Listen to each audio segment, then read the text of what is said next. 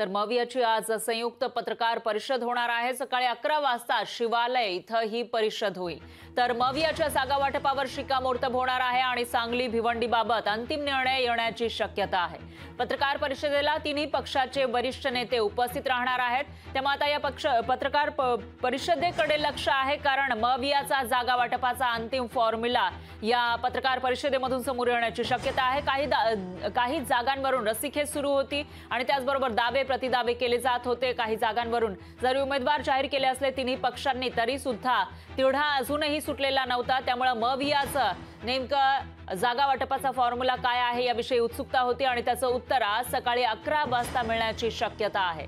सगळ्यात महत्त्वाचं म्हणजे सांगलीच्या जागेवर नेमकं कोण लढणार याविषयी उत्सुकता आहे, कारण सांगलीच्या लोकसभा मतदारसंघामध्ये ठाकरेंच्या शिवसेनेकडून उमेदवार घोषित करण्यात आला आहे, पण काँग्रेस सुद्धा त्या जागेसाठी ठाम असल्याचं दिसतंय।